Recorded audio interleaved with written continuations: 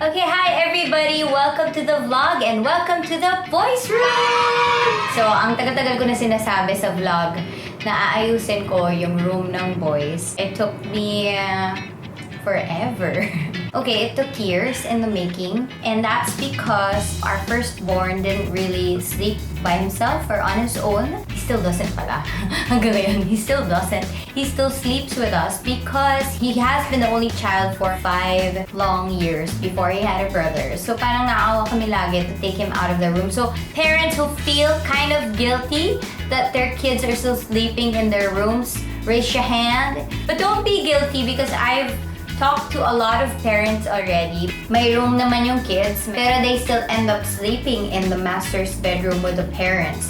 And one reason for that is mas tipid sa aircon. Aminin nyo yan. Alam nyo ako, mayroon ako talagang aircon issue, no? Totoo naman yan. Dito sa Pilipinas, mahal ang kuryente, kaya lagi lang tayo sama-sama sa isang kwarto. So that's one reason.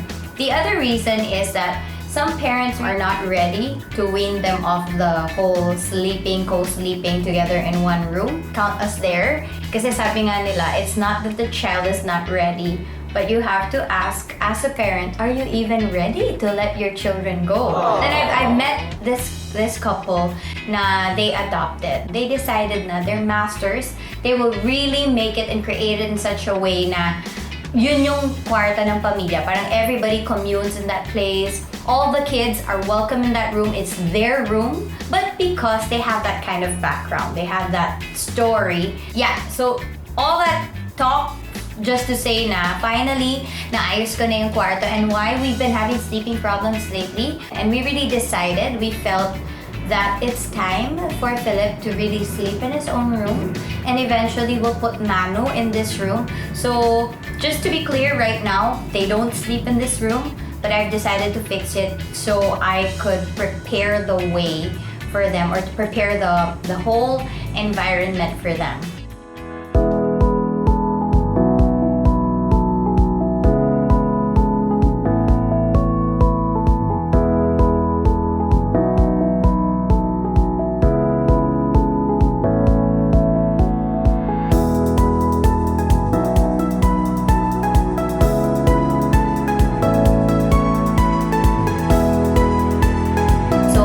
A little bit of a tour.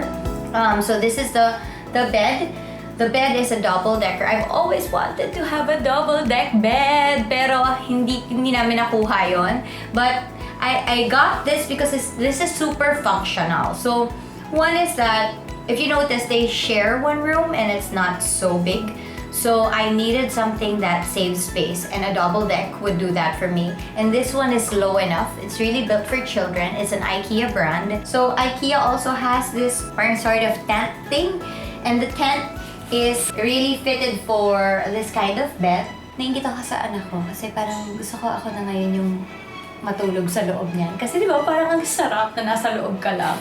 Bedroom is something personal. So it has to cater to that specific person who's going to use the room. And then secondly, I think that the main star of any bedroom is the bed. And it is my belief, even when I was like early on in my marriage, wala pa kami masyadong pera ng asawa ko. Tapos nag-uusap kami na, eto lang yung meron tayo. Ano bibili natin with it?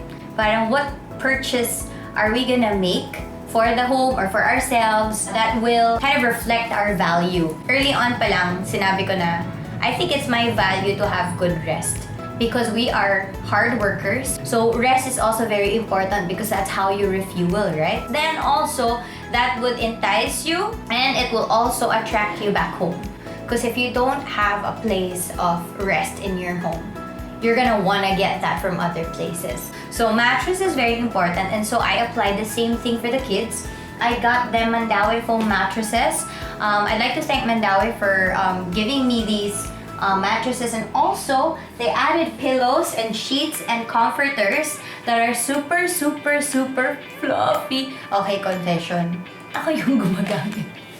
So, the backstory of the mattresses, so I started talking and chatting up Mandawi Foam on their IG account.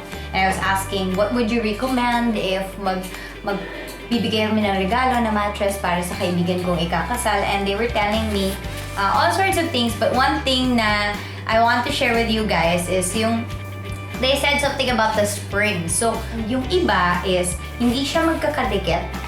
Kaya, kung merong isang tao na umalis or tumayo, hindi magmo-move yung part ng katabi mo. Wow! Sana alam ko to dati kasi pag merong tumatayo tsaka merong umaapak sa kama namin, feel na feel kasi ng lahat eh. So hindi ko pa alam to back then. But maybe for our next mattress, Mandawi Foam, you can also make a recommendation kung paano ba pag nagko-co-sleep ka with an infant.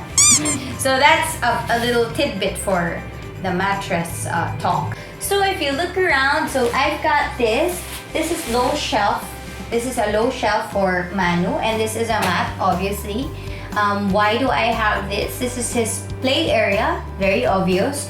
But if you're gonna ask me kung ano tong mga to, these are developmental toys that are appropriate for his age, or at least his interest for the moment. So he could easily grab that because it's low. So, and only one toy at a time. And what I do is rotation. So a lot of parents do this also. And then of course, I've got books. We just love to read and we want to pass it on to our children. And Philip already likes to read a lot, right? Yup. Okay. And so that brings me to that corner. This corner is like the reading corner for Philip naman. And so, do you like that corner? That's for you. Yeah. All of those books are for you. And then he's got his Legos over there, a vanity corner over there. So he's got the mirror as well. Okay, a note on cribs. For me, a crib is a want. It's not necessary. 5 years ago, when my eldest son was born, we had a crib and we found it. Okay, naiiyak, may sumisingan. Welcome to my vlog. 5 years ago, when my eldest son was born, we had a crib. The reality is, the crib was rarely used. It was actually used only for like maybe a few weeks, and then after that, wala na. Bakit? Kasi he ended up sleeping with us on the bed.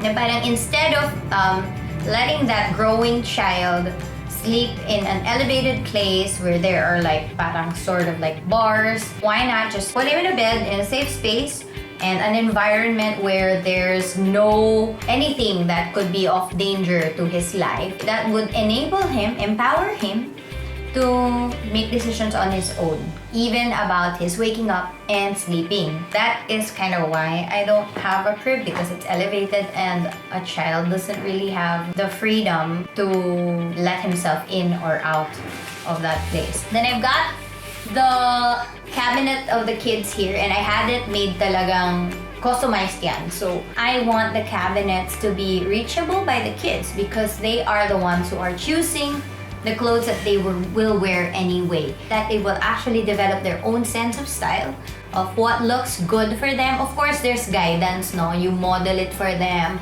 In my experience, the more that I let Philip choose, the more I get to know him as a person, na he's got a little bit of a quirky side to him, na ito pala yung style ng anak ko, ito pala yung gusto niya.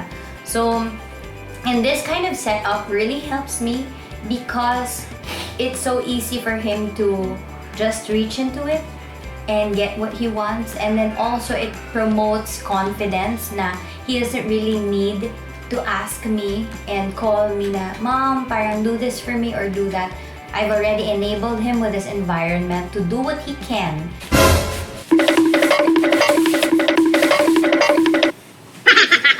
Anyway, that's all that I wanted to share with you guys today. But some moms out there who are watching this and you have ideas about how to fix your kids' room, just go ahead and do it at the comment section below. I would love to hear your thoughts if you like this, or maybe you have added suggestions for the room that I've fixed so far. But thanks for watching. I hope you liked this vlog. If you did, don't forget to hit the like button, and of course, don't forget to subscribe yourselves. Oh, and guys, if you are wondering where I got all of these things, you can just check out my blog. I'm gonna be blogging about this at everydayanewpage.com.